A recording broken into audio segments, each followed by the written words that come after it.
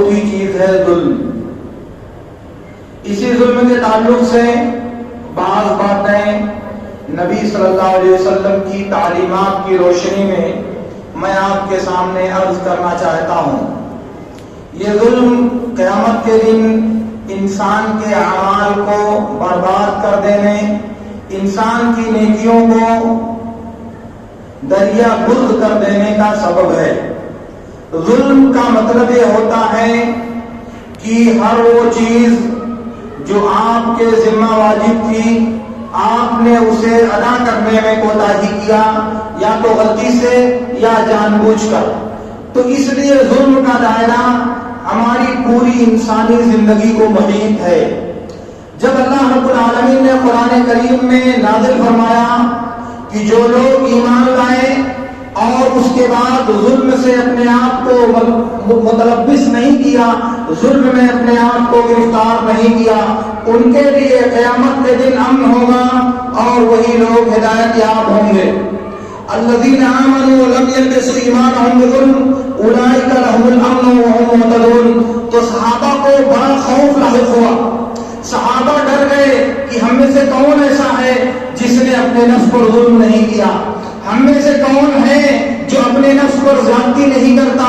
تو اللہ کے نبی صلی اللہ علیہ وسلم سے پوچھا کہ اللہ کے نبی صلی اللہ علیہ وسلم وَأَيُّنَا لَمْ يَظْلِمْ نَفْسَهُ، اللہ کے نبی صلی اللہ علیہ وسلم نے کہا لَيْسَ كَمَا تَظُنُّونَ أَوَلَمْ تَسْمَعُوا قَوْلَ الْعَبْدِ الصَّالِحِ لِابْنِهِ يَا بُنَيَّ لَا تُشْرِكْ بِاللَّهِ إِنَّ الشِّرْكَ لَظُلْمٌ عَظِيمٌ۔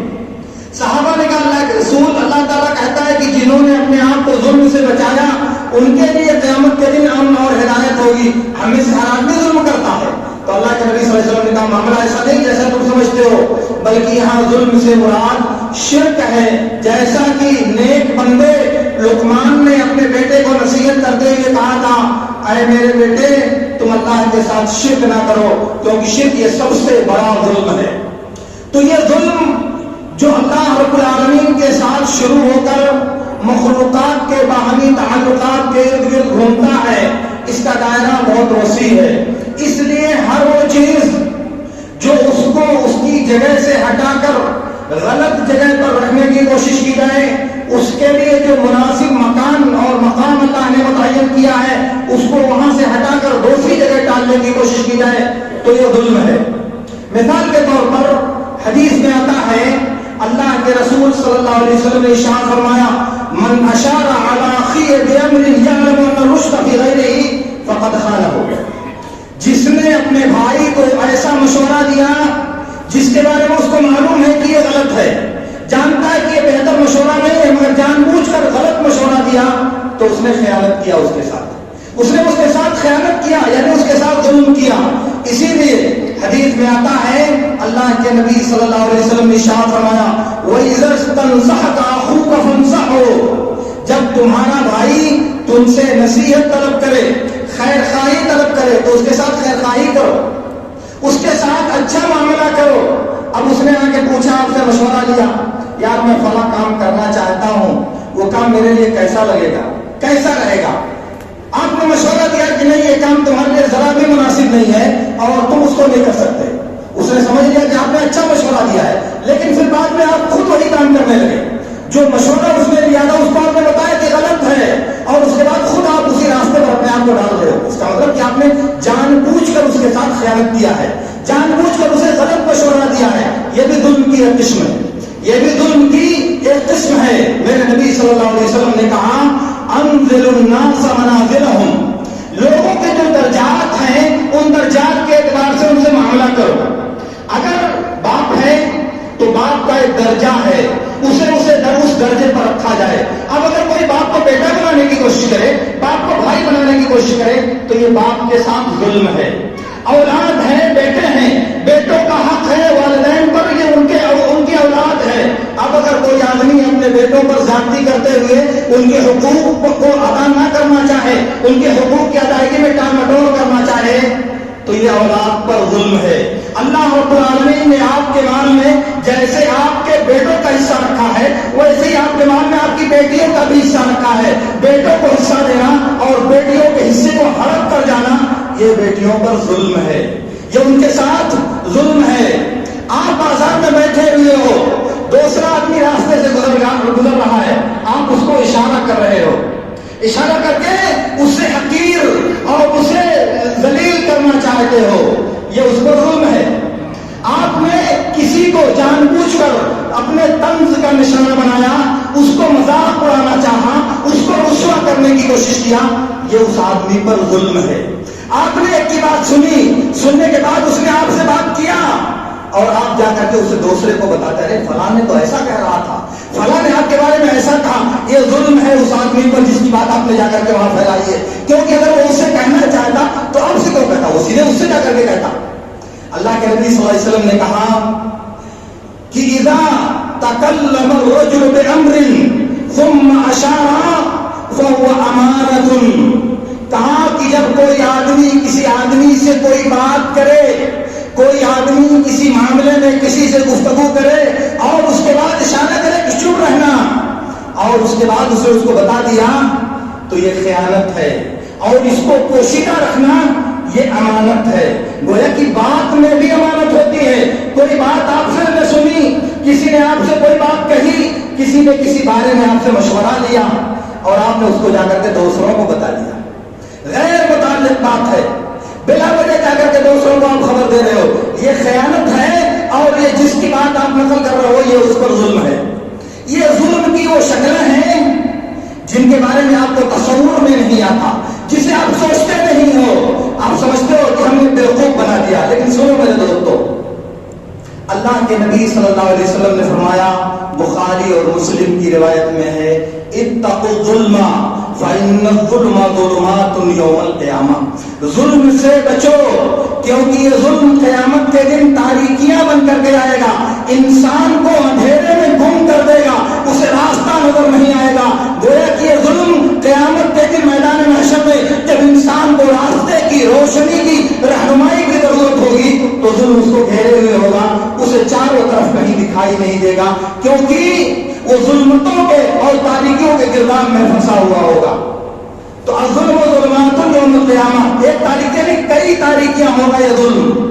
اسی لیے اللہ کے نبی صلی اللہ علیہ وسلم نے فرمایا، واتق دعوت المظلوم، یہ بھی بخاری کی روایت میں ہے، واتق دعوت المظلوم فإنه ليس بينها وبين الله حجاب، مظلوم کی بد دعا سے بچو کیونکہ اس کے اور اللہ کے درمیان کوئی حجاب، کوئی پردہ اور کوئی رکاوٹ نہیں ہے۔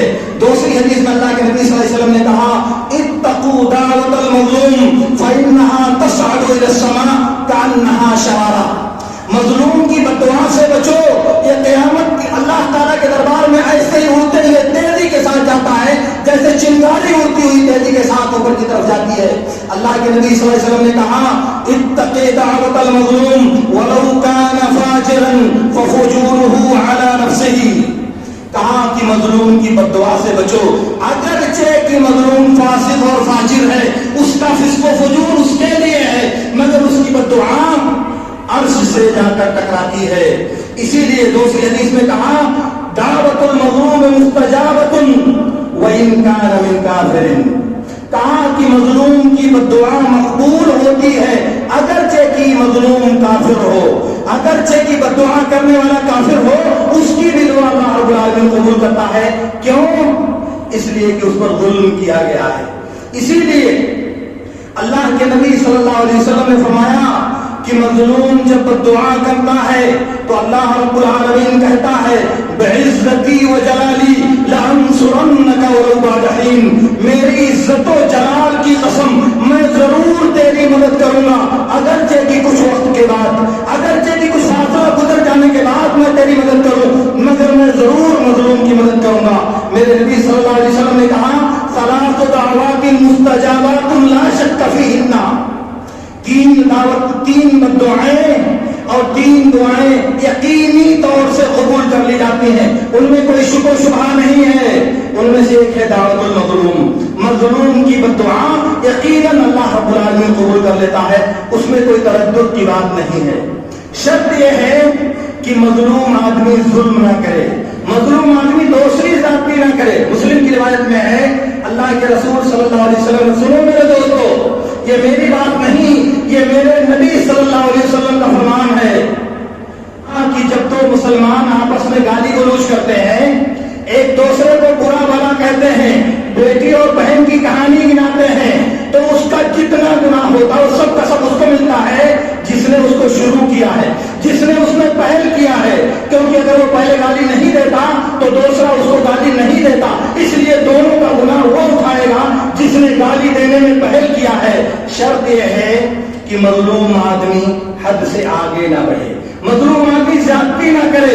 ایسی صورت میں جب مظلوم زیادتی نہیں کرتا، صرف جواب دیتا ہے، صرف بدلہ لیتا ہے، تو جتنا گناہ ہوگا سب کا سب کس کو ملے گا؟ جس نے گالی دینے میں پہل کیا تھا۔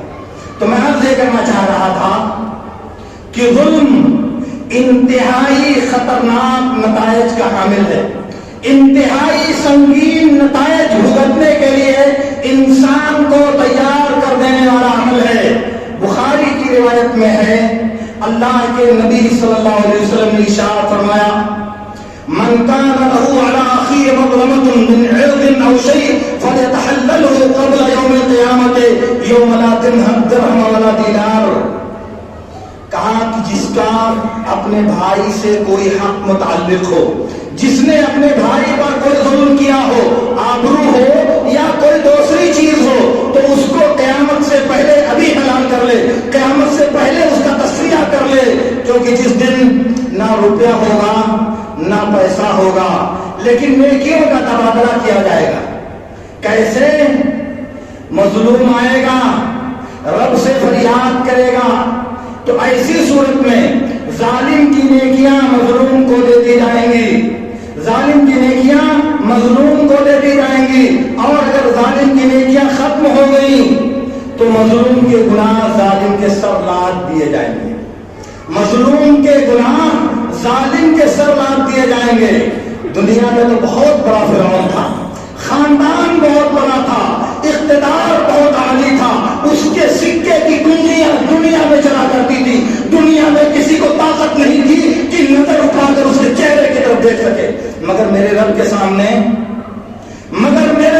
سامنے جب قیامت کے دن خاندان سے الگ ہو کر، رشتہ داروں اور بڑی خواہوں سے جدا ہو کر، اپنی سارا کر و فر دنیا میں چھوڑ کر رب کے سامنے تنہا حاضر ہوگا، نہ بدن میں لباس ہوگا، نہ پیر میں جوتا ہوگا، اور نہ ہی سر ڈھکنے والی کوئی چیز ہوگی، ننگے بدن میں رب کے سامنے حاضر ہوگا۔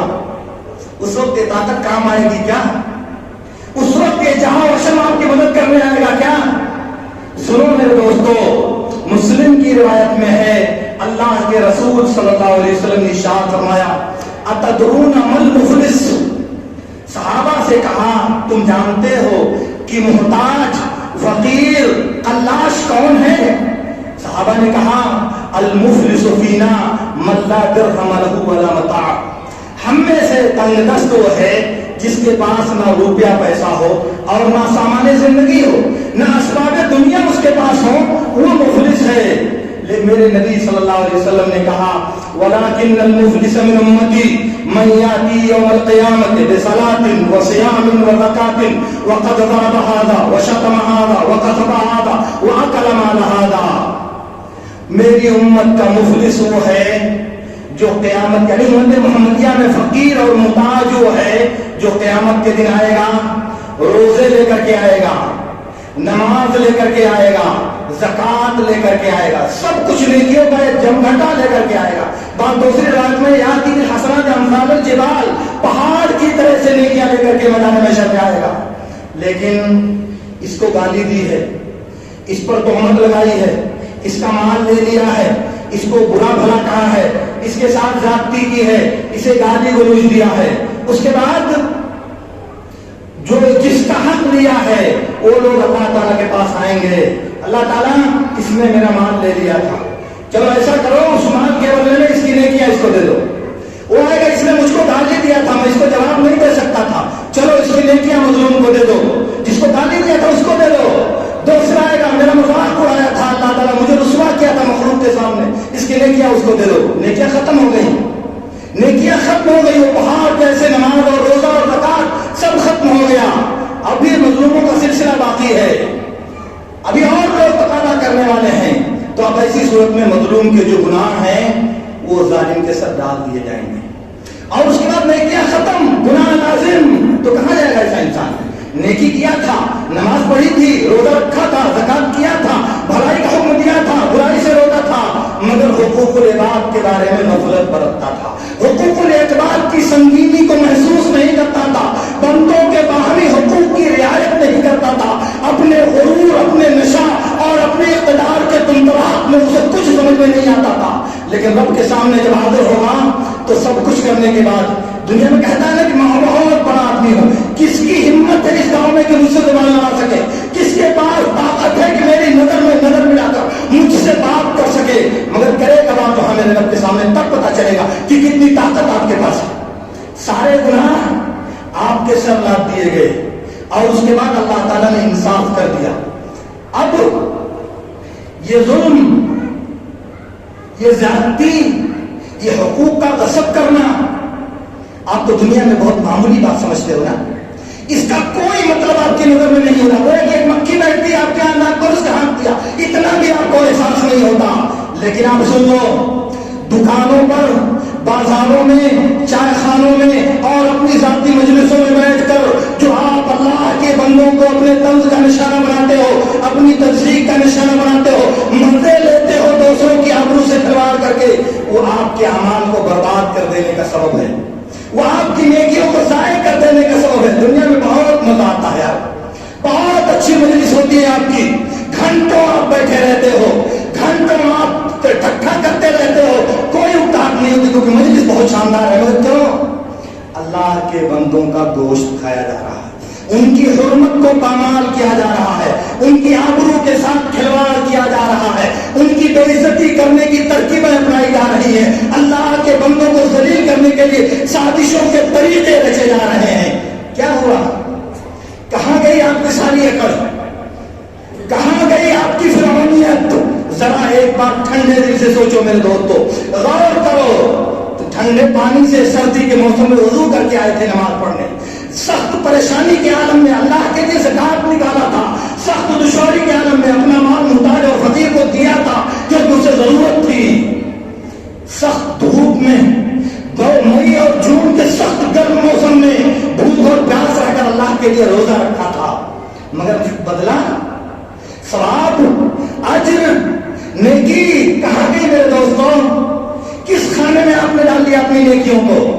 بہت مزہ آتا ہے دنیا میں، یہ مزہ آپ کی تباہی کا راستہ ہے میرے دوستو، یہ جو آپ مزے لیتے ہو گھروں اور چوراہوں میں، یہ آپ کی بربادی کا دروازہ کھولنے کا سبب ہے۔ اس لیے اس بات کو نوٹ کر لو، اسے غور سے اپنے دل میں بیٹھا لو اور یاد کر لو، قیامت کے دن جب رب کے دربار میں آپ آؤ گے، وَكُلٌّ آتِيهِ يَوْمَ الْقِيَامَةِ فَرْدًا، میں اور آپ پوری دنیا تنہا اکیلے رب کے سامنے حاضر ہوگی، کوئی بچاؤ کرنے والا نہیں آئے گا۔ میرے دوستو، میں آپ سے عرض کرنا چاہ رہا ہوں کہ ظلم انسان کی نیکیوں کو برباد کر دینے کا سبب ہے۔ ظلم صرف یہی نہیں ہے کہ آپ نے کسی کی زمین بےایمانی کر لی، آپ نے کسی کا گھر بےایمانی کر لیا، آپ نے کسی کا حصہ ہڑپ کر لیا، ظلم یہی نہیں ہے۔ میں نے کہا کہ ظلم زندگی کے ان تمام مراحل اور ان تمام مسائل کو شامل ہے جس کو آپ شریعت کے خلاف کرنے کی کوشش کرتے ہو، اللہ کے حکم کو پامال کر کے اپنی مرضی، اپنے نفس اور اپنی چاہت کے مطابق انجام دینے کی کوشش کرتے ہو، وہ سب کا سب ظلم میں داخل ہے، وہ ساری چیزیں ظلم ہیں، اور وہ ساری چیزیں آپ کی عبادتوں کو باطل کر دینے والی ہیں، آپ کی عبادتوں کو اکاٹ اور برباد کر دینے والی ہیں۔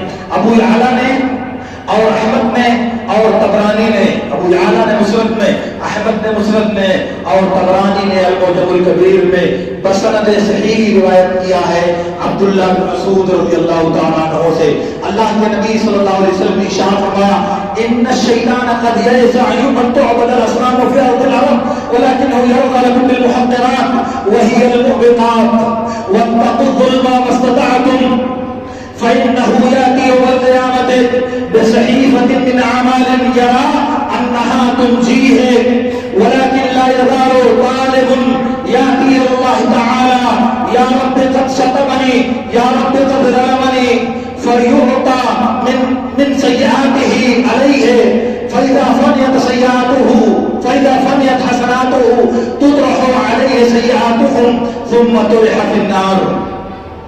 کہا شیطان اس بات سے مایوس ہو چکا ہے کہ عرب کی سرزمین پر بتوں کی پوجا کی جائے. اب ایسا نہیں ہو سکتا کہ سرزمین عرب میں بت پرستی ہو، اس سے شیطان مایوس ہو چکا ہے. لیکن وہ راضی ہے چھوٹے چھوٹے گناہوں سے، وہ خوش ہے کہ معمولی معمولی گناہ تم انجام دو گے، اور یہی معمولی گناہ تمہیں ہلاک کر دینے والے ہیں. یہی معمولی گناہ جنہیں تم حقیر سمجھتے ہو یہی تمہیں برباد کر دینے والے ہیں. جتنا ممکن ہو تم ظلم سے بچو، جتنا استطاعت رکھتے ہو ظلم سے اپنے آپ کو بچاؤ. کیوں؟ قیامت کے دن انسان اعمال کا دفتر لے کر کے آئے گا اور سمجھ رہا ہوگا کہ آج مجھے نجات مل جائے گی. وہ سمجھ رہا ہے کہ آج میں نجات پا جاؤں گا کیونکہ اعمال کا ایک پہاڑ میرے پاس ہے. لیکن اس کے بعد حدیث کا لفظ ہے کہ بندہ آئے گا اللہ تعالیٰ سے فریاد کرے گا، اس نے میرے ساتھ یہ کیا تھا، اس نے میرے ساتھ ظلم کیا تھا، اس نے میرا حق مار لیا تھا، اس نے میرا حصہ حرام کر لیا تھا، اس نے بغیر کسی سبب کے میرا مذاق اڑایا تھا، اس نے میری آبرو کو سر عام نیلام کرنے کی کوشش کی تھی، اس نے اور اس کے بعد نتیجہ یہ نکلے گا کہ مظلوم کی نیکیاں ظالم کو نیکیاں ختم ہو گئی تو مظلوم کی برائیاں ظالم کے سر لاد دی جائیں گی، اور وہ نجات پانے والا اعمال کا پہاڑ لے کر آنے والا انسان جہنم میں داخل کر دیا جائے گا. اللہ کے نبی نے کہا کہ اس کی مثال ایسے ہے، اس کی مثال ایسے ہے جیسے کچھ لوگ سفر میں نکلے. اسی حدیث کا ٹکڑا ہے وہ. کچھ لوگ سفر میں نکلے، ان کے پاس کچھ نہیں ہے کھانا پکانے کے لیے، آگ نہیں ہے، ایندھن نہیں ہے، تو ان میں سے ہر آدمی ادھر ادھر چلا گیا. کیا کرنے کے لیے؟ لکڑی تلاش کرنے کے لیے، ایندھن لانے کے لیے. پھر اس کے بعد ایک لکڑی سب لے کر کے آئے اور اس کے بعد ایندھن جلایا اور کھانا پکایا اور جو پکانا چاہتے ہیں سب پکا کر تیار کر لیا. ابھی کچھ دیر پہلے کچھ نہیں تھا ان کے پاس مگر سب نکل گئے. ایک لکڑی ایندھن جلایا، آگ جل گئی اور کھانا پکا لیا. ایسے ہی گناہ کا حال ہے. ایک گناہ. ارے یہ تو معمولی گناہ، اس سے کچھ نہیں ہوتا، یہ تو اس سے کچھ نہیں ہوگا، اس سے گناہ ہے، اس سے کچھ نہیں ہوتا، یہ بھی تو گناہ، اس سے کچھ نہیں ہوتا. نتیجہ کیا نکلے گا؟ گناہوں کا ایک پہاڑ انسان کے سر پر جمع ہو جائے گا، گناہوں کا ایک انبار انسان جمع کر لے گا. اور یاد رکھو میرے دوستو، آپ 60 سال جیتے ہو، 70 سال جیتے ہو، 80 سال جیتے ہو، 50 سال تک، 70 سال تک رب کی نافرمانی کرتے ہو. یاد رہتی ہے ساری باتیں کیا؟ آج سے 30 سال پہلے کس کو گالی دیا تھا یاد رہتا ہے کیا؟ آج سے 20 سال پہلے کس کا راستہ روکنے کی کوشش کیا تھا میں نے یاد رہتا ہے کیا؟ آج سے 30 سال پہلے کس کے راستے پر گندگی ڈالی تھی میں نے یاد رہتا ہے کیا؟ میں نے کب کس کے راستے کو بند کرنے کی ناجائز کوشش کیا تھا یاد رہتا ہے 40 سال کے بعد کیا؟ مگر کیا رب کے فرشتے بھی اسے بھول جاتے ہیں؟ آپ کے نامہ اعمال کا دفتر بھی اسے نظر انداز کر دے گا؟ نہیں میرے دوستو. گناہ کرنے کے بعد ہر لوگ کہتے ہیں میں نے کیا گناہ کیا بھائی صاحب، میرے پاس کون گناہ ہے؟ انسان کو پتا نہیں چلتا کہ وہ کون سا گناہ کرتا ہے. لیکن آپ سوچو رب العالمین نے جو نعمتیں دیا ہے، رب العالمین نے آپ کو جو نوازشیں کی ہے، سانس لینے سے لے کر سونے اور جاگنے سے ہوتے ہوئے پانی اور دانا تک، یہ نعمتیں کس کا بدلہ ہے؟ کون سا کام کیا ہے آپ نے کہ آپ کو سانس دیتا ہے، آپ کو ہوا دیتا ہے، آپ کو دھوپ دیتا ہے، آپ کو پانی دیتا ہے، آپ کو روزی دیتا ہے، آپ کو رشتے دیتا ہے، آپ کو خاندان دیتا ہے، آپ کو آبرو دیتا ہے، آپ کو عزت دیتا ہے، آپ کو خاندان میں سرفرازی عطا فرماتا ہے؟ کون دیتا ہے؟ کس عمل کا بدلہ ہے یہ جو احسان کر رہا ہے رب العالمین، یہ جو اللہ رب العالمین آپ پر منتیں کر رہا ہے، اس کا بدلہ کبھی آپ زندگی میں ادا کرتے ہو؟ اس کا احسان کبھی چکاتے ہو آپ؟ وَإِن تَعُدُّوا نِعْمَتَ اللَّهِ لَا تُحْصُوهَا. اللہ کی نعمتوں کو کبھی شمار کر کے دیکھو تو پہلے، آپ کبھی تنہائی میں سوچ کر دیکھو تو پہلے، یہ سانس جو دل کے اندر گئی ہے وہ واپس آئے نہ آئے کون لاتا ہے واپس؟ کس کا کرم ہے کہ یہ سانس آتی اور جاتی ہے؟ کس کی مہربانی ہے کہ آپ ٹھنڈے پانی پی کر اسے ہضم کر دیتے ہو؟ کس کا کرم ہے کہ کھانا کھانے کے بعد یہ کھانے کے مفید اجزاء آپ کے بدن کو طاقت دیتے ہیں اور مضر اجزاء دیگر راہوں سے نکل کر آپ کے بدن کو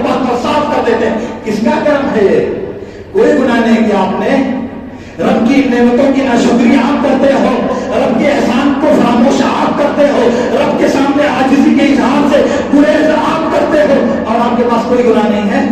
वाह, जरा सोचो मेरे दोस्तों। तो मैं अर्ज ये करना चाह रहा था कि नबी सल्लल्लाहु अलैहि वसल्लम ने फरमाया, जैसा कि बैहकी की किताबुल बाअथ व नुशूर की सही रिवायत में है कि अल्लाह के नबी सल्लल्लाहु अलैहि वसल्लम ने फरमाया, क़यामत के दिन इंसान नेकियां लेकर के आएगा, नेकियों का बहार लेकर के आएगा और फिर उसके हक का मुतालबा करने वाले लोग भी उसके पीछे लगे रहेंगे, उसी के पीछे अपने हुकूक का मुतालबा करने वाले लोग भी आएंगे, यहां तक कि ये मुतालबा, ये हुकूक की अदायगी उसकी नेकियों को खत्म कर देगी और फिर उसे जहन्नम में दाखिल कर दिया जाएगा। फिर उसे नेकियों के बावजूद जहन्नम नसीब कर दिया जाएगा। इसका मतलब ये हुआ कि नेकियां मतलूब है, इबादत मतलूब है, बंदगी मतलूब है, रब के सामने आजिज़ी का इज़हार मतलूब है, लेकिन इसकी हिफाजत करने की कोशिश भी होनी चाहिए, इसे बचाने की फिक्र भी होनी चाहिए, इसे महफूज रखने की कोशिश भी होनी चाहिए और अपने आप को जुल्म की तमाम शक्लों से, छोटी या बड़ी तमाम शक्लों से अपने आप को बचाने की कोशिश करनी चाहिए। चंद बालिश जमीन के लिए, जमीन के चंद बालिश हिस्से के लिए इंसान अपना दीन, अपना ईमान, अपना मजहब और अपनी आखिरत सब कुछ बेच देने के लिए तैयार रहता है और उसके बावजूद कहता है मैं दुनिया का सबसे बड़ा मुत्तकी इंसान हूं, सबसे ज्यादा अल्लाह से डरने वाला इंसान हूं। क्या बेगैरती है, क्या बेहिसी है, क्या बेज़मीरी है। जरा आप कभी सोचो, जमीन की बारिश का एक टुकड़ा जिसके लिए आपने झूठ बोला है, जिसके लिए आपने धोखा दिया है, जिसके लिए आपने फराड किया है, जिसके जरिए आपने दूसरे को हुकूक को गसब किया है, उसके बारे में मेरे नबी सल्लल्लाहु अलैहि वसल्लम ने कहा, सईद बिन ज़ैद रज़ियल्लाहु ताला अन्हु की बुखारी और मुस्लिम की रिवायत में है, मन अखज़ा शिब्रन मिनल अर्ज़ मिन गैरि हक़्क़िन तुवक़हु यौमल क़यामत बिन सब'i अज़ीम, जिसने जमीन का एक बालिश, एक बिस्ता बराबर उंगली जिसने किसी की जुल्मन नाहक तरीके से ले लिया, तो क़यामत के दिन 7 जमीनों का हार उसके गले में पहनाया जाएगा। ये जमीन एक ही नहीं है, जैसे एक जमीन है इसी जैसी 7 जमीनें इसके नीचे पाई जाती हैं, उन 7 जमीनों का हार इंसान के गले में अल्लाह ताला पहनाएगा। ला सकोगे, उठा सकोगे इस बोझ को? बालिश जमीन में मानी किया था, कुछ नहीं कर सकते उस जमीन से, एक ईंट के जरिए भी आप कुछ नहीं बना सकते, मगर लादेगा रब्बुल आलमीन आपके गले में लेकर के आ सकोगे अल्लाह के यहाँ, ला सकोगे मैदान महशर में। सोचो मेरे दोस्तों, मेरे नबी सल्लल्लाहु अलैहि वसल्लम ने कहा, जिसने एक बालिश जमीन किसी की जुल्मन बतौर जुल्म हरक कर दिया, तो क़यामत के दिन उससे कहा जाएगा कि उस जमीन को खोद कर लाओ मैदान महशर में, वो जमीन पे बेईमानी किया है उसे खोदो और खोद कर लाओ मैदान महशर में। ला सकोगे? दुनिया में तो ताकत है, दुनिया में तो इक़्तिदार है, कर सकते हो, आपको कानूनी दस्तावेज मालूम है, आपको कोर्ट और कचहरी की पेचीदगियां मालूम है, आप दूसरे को कमजोर बनाकर उसे नीचा दिखा सकते हो, मगर अल्लाह के सामने उसे भी धोखा दे दोगे क्या आप लोग? रब की अदालत को भी चैलेंज कर सकते हो क्या आप लोग? रब की बारगाह में भी आपकी कानूनदानी आपकी हिफाजत कर सकती है क्या? ये मामूली मसला नहीं है मेरे दोस्तों, ये बहुत जरूरी चीज है जिंदगी की, क्यों हमारी ईमान की हिफाजत का जरिया है। बुखारी और मुस्लिम की रिवायत में है, अबू सलमा बिन अब्दुर्रहमान ने उम्मुल मोमिनीन आयशा रज़ियल्लाहु ताला अन्हा से कहा, अरे वो फलां आदमी ने मेरी जमीन बेईमानी कर लिया है, मेरा उससे झगड़ा चल रहा है। उम्मुल मोमिनीन कहा, छोड़ जाने दो, ले जाने दो, इसलिए कि मैंने अल्लाह के रसूल को फरमाते हुए सुना है कि जिसने एक बालिश जमीन बेईमानी किया, जिसने एक बालिश जमीन हड़प कर लिया, क़यामत के दिन उसको 7 जमीनों का कौन पहनाया जाएगा। इसलिए अब मुसलमान छोड़ दो, जाने ले जाना तुम्हारा हिस्सा, वो क़यामत के दिन को अल्लाह ताला देगा। बहरहाल ये है जुल्म, इस जुल्म को आप बहुत मामूली समझते हो, इसकी संगीनी को आप महसूस नहीं करते हो, लेकिन मेरे दोस्तों सोचो, आप ध्यान से गौर करो और नतीजा निकालने की कोशिश करो। दुनिया में आपके बहुत से हवारी मवारी हैं, آپ کا خاندان ہے، آپ کے مددگار ہیں، آپ کا لاؤ لشکر ہے، آپ کی دولت ہے، آپ کا قبیلہ ہے، آپ کے جاننے والے بہت بڑے بڑے لوگ ہیں، مگر میرے رب کے سامنے جب آپ آؤ گے تو کون آئے گا آپ کی مدد کرنے؟ کون آئے گا آپ کی طرف سے رب کے دربار میں وکالت کرنے؟ انبیاء کا یہ حالت ہوگا کہ اللہ تعالیٰ سے دعا کر رہے ہوں گے، اے اللہ حفاظت فرما، اے اللہ محفوظ رکھ، اے اللہ سلامت رکھ، ہم بھی ایسے دعا کر رہے ہوں گے۔ آپ کے کام کون آئے گا میرے دوستوں؟ آپ کی مدد کو کون اٹھے گا؟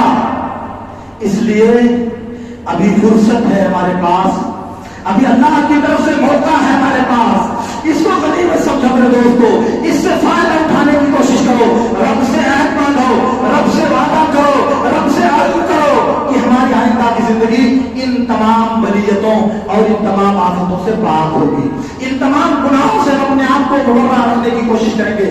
اللہ سے عہد و پیمان باندھو اور آئندہ کی زندگی کے لیے عزم کر کے خود کو اللہ کی راہ پر ڈالنے کی کوشش کرو، ورنہ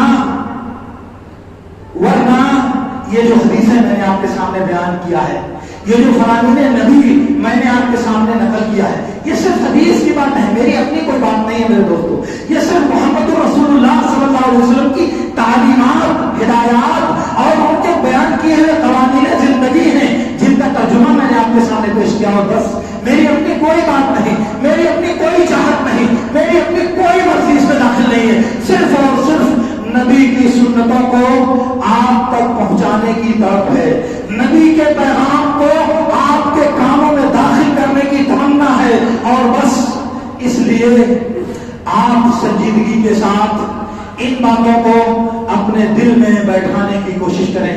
اللہ رب العالمین سے میری دعا ہے کہ اللہ رب العالمین ہمیں ان باتوں کو سمجھنے اور ان پر عمل کرنے کی توفیق عطا فرمائے۔ وآخر دعوانا ان الحمدللہ رب العالمین۔ اقول لكم ما تسمعون واستغفر الله لي ولكم۔